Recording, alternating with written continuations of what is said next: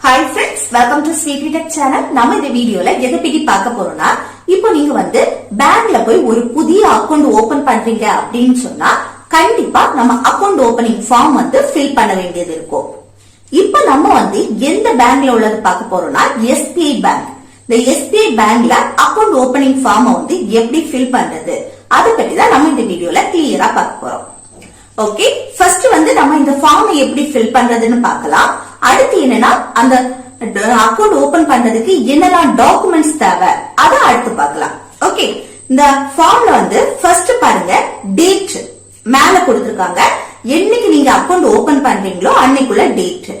அடுத்து இந்த காலத்தை பாருங்க, பிரான்ச் நேம், பிரான்ச் கோடு இதெல்லாம் கேட்டிருக்காங்க. இதெல்லாம் உங்களுக்கு தெரிஞ்சுன்னா ஃபில் பண்ணுங்க, இல்லைன்னா அதை அப்படியே விட்டுருங்க. அந்த காலத்தை அப்படியே விட்டுருங்க. நெக்ஸ்ட் பாருங்க, பர்சனல் டீடைல்ஸ் இருக்கு.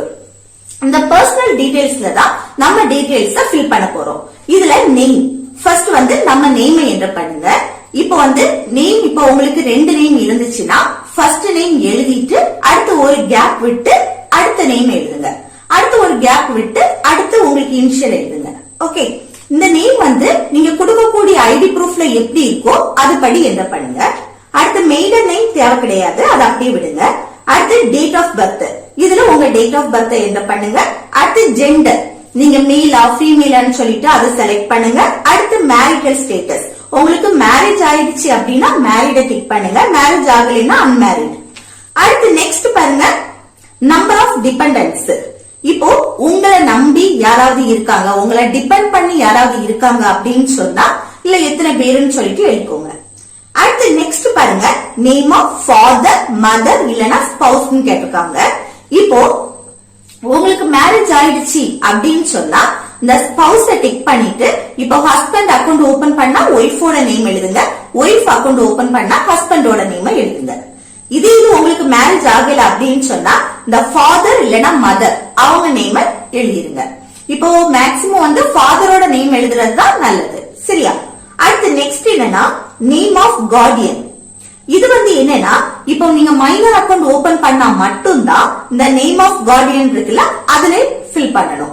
இப்ப மைனர் அக்கவுண்ட் ஓபன் பண்ணலைன்னா அதை ஃபில் பண்ண வேண்டாம். இப்ப மைனர் அக்கவுண்ட் ஓபன் பண்ணீங்கன்னா உங்களுக்கு ஒரு கார்டியனை அப்பாயிண்ட் பண்ணணும். அந்த கார்டியனோட நேம் அது யாரா வேணாலும் இருக்கலாம், அப்பா, அம்மா, தாத்தா, பாட்டி, மாமா, யாரா வேணாலும் இருக்கலாம். அடுத்து என்னன்னா ரிலேஷன்ஷிப் வித் கார்டியன், இல்ல அவங்க என்ன ரிலேஷன் சொல்லிட்டு ஃபில் பண்ணணும். நெக்ஸ்ட் நேஷனாலிட்டி, நீங்க இந்தியன்னா இந்தியனை டிக் பண்ணுங்க, இல்ல அதர் கண்ட்ரினா அதர்ஸ டிக் பண்ணிட்டு அந்த கண்ட்ரி நேம ஃபில் பண்ணிக்கோங்க. நெக்ஸ்ட் பாருங்க, சிட்டிசன்ஷிப், இது இந்தியன்னா இந்தியன் சொல்லிட்டு எழுதிக்கோங்க. அடுத்து பாருங்க, ஆக்குபேஷன் டைப், உங்களோட தொழில், நீங்க என்னவா இருக்கீங்க அப்படின்னு சொல்லிட்டு இதுல என்னவா இருக்கீங்களோ அது ரிலேட்டடா நீங்க செலக்ட் பண்ணிக்கோங்க. நெக்ஸ்ட் பாருங்க, ஆர்கனைசேஷன் நேம், இப்ப நீங்க வேலை பாக்குறீங்க அப்படின்னா அந்த ஆர்கனைசேஷன் நேம் எழுதுங்க. அடுத்து பாருங்க, டெசிக்னேஷன் ஆஃப் ப்ரொஃபஷன், இப்ப நீங்க வேலை பாக்குறீங்கன்னா என்னவா வேலை பாக்குறீங்க, ஸ்டாஃபா, டீச்சரா, கிளர்க்கா, டாக்டர், இப்படி ஏதோ அதை ஃபில் பண்ணுங்க. அடுத்து நேச்சர் ஆஃப் பிசினஸ், நீங்க பிசினஸ் பண்றீங்க அப்படின்னு சொன்னா அது என்ன டைப் பிசினஸ் அப்படின்னு சொல்லிட்டு என்டர் பண்ணிக்கோங்க. பிசினஸ் பண்ணலைன்னா அதை அப்படியே விட்டுருங்க. நெக்ஸ்ட் பாருங்க, ஆனுவல் இன்கம். ஆனுவல் இன்கம்னா ஒரு வருஷத்துக்கு நீங்க சம்பாதிக்கிற அமௌண்ட், அதை அப்படியே எழுதுங்க. இப்ப கரெக்டா எழுதணும்னு கிடையாது, ஒரு தோராய மதிப்பா எழுதுனா போதும். நெக்ஸ்ட் என்னன்னா நெட்வொர்த், இது என்னன்னா ஒரு வருஷத்துக்கு நீங்க சம்பாதிக்கிற அமௌண்ட் எவ்வளவுன்னு சொல்லிட்டு எழுதணும். அது போக உங்க சொத்துல இருந்து கிடைக்கக்கூடிய வருமானம், இப்போ வீடு வாடகை கொடுத்து இல்ல சொத்துல இருந்து கிடைக்கக்கூடிய அமௌண்ட் இதெல்லாம் சேர்த்து ஒரு வருஷத்துக்கு உங்களுக்கு எவ்வளவு கிடைக்குமோ அந்த அமௌண்ட் எழுதணும். இது கரெக்டா எழுதணும்னு கிடையாது, ஒரு தோராய மதிப்பா எழுதுனா போதும். ஓகே, நெக்ஸ்ட் பாருங்க, சோர்ஸ் ஆஃப் ஃபண்ட், இந்த அமௌண்ட் எதுல இருந்து வந்தது அப்படின்னு சொல்லிட்டு, இல்ல சேலரியா, இல்ல பிசினஸ் இன்கமா, இல்ல அக்ரிகல்ச்சரா, இன்வெஸ்ட்மெண்டா, இப்படி ஏதோ அதை நீங்க செலக்ட் பண்ணுங்க. நெக்ஸ்ட் பாருங்க, ரிலீஜியன், இது ஹிந்துவா, முஸ்லிமா, கிறிஸ்டினான்னு செலக்ட் பண்ணுங்க. அடுத்து கேட்டகரி, இது ஜெனரலா, ஓபிசியான்னு சொல்லிட்டு செலக்ட் பண்ணுங்க. அதுக்கப்புறம் பாருங்க, பர்சன் வித் டிசபிலிட்டி, இப்ப உங்க உடம்புல ஏதாவது குறைபாடு இருக்கான்னு கேட்டிருக்காங்க. அப்படி இருக்குன்னா எஸ் டிக் பண்ணுங்க, இல்லைன்னா நோ டிக் பண்ணுங்க. அப்படி இருக்குன்னா இல்ல பாருங்க, 2 ஆப்ஷன் கொடுத்திருக்காங்க, விஷுவலி இம்பேர்ட், டிஃபரண்ட்லி ஏபிள்ட். இப்ப விஷுவலி இம்பேர்ட்னு சொன்னா பார்வை குறைபாடு சம்பந்தம். அடுத்து டிஃபரெண்ட் ஏபிள்ட்னா மாற்றுத்திறனாளி. இதுல நீங்க ஏதோ அதை வந்து செலக்ட் பண்ணுங்க. நெக்ஸ்ட் பாருங்க எஜுகேஷனல் குவாலிஃபிகேஷன்.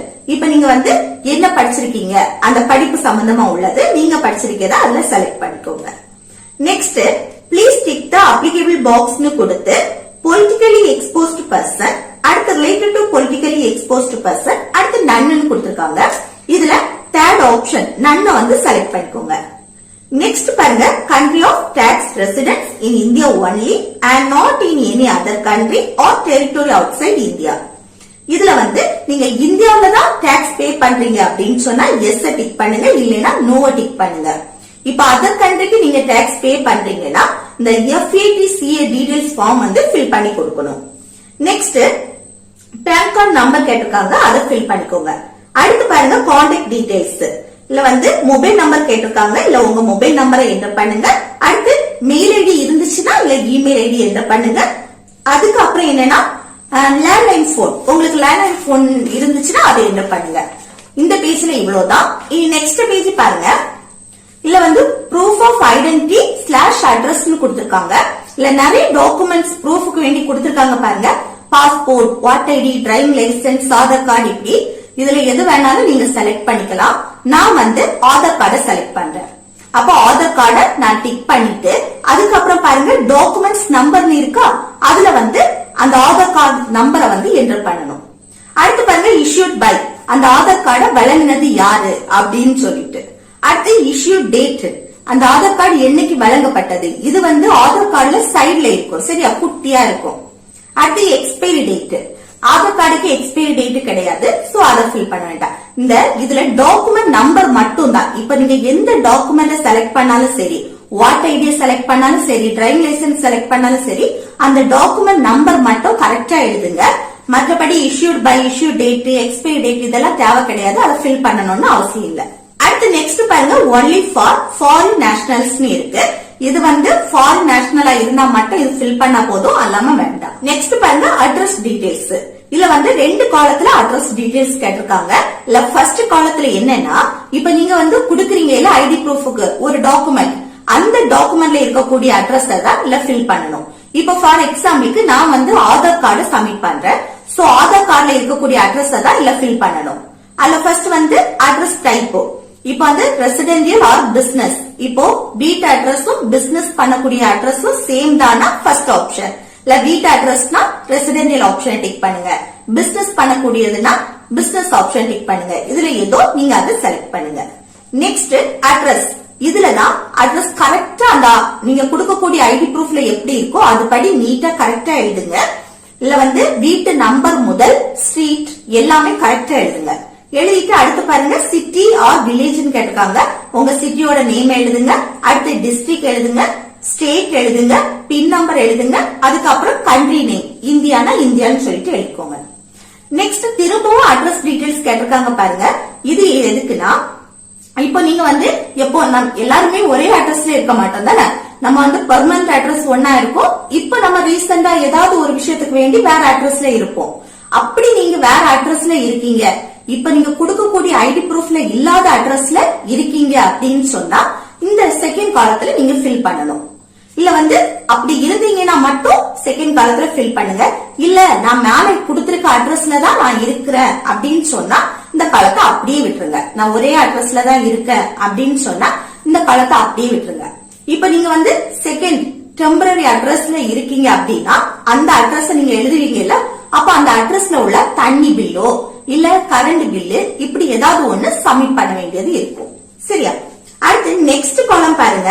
இல்ல வந்து எஸ் நோன்னு ரெண்டு ஆப்ஷன் இருக்கு, அதுல எஸ் டிக் பண்ணுங்க. அடுத்து இதுல வந்து உங்க போட்டோ, பாஸ்போர்ட் சைஸ் போட்டோ ஒட்டுங்க.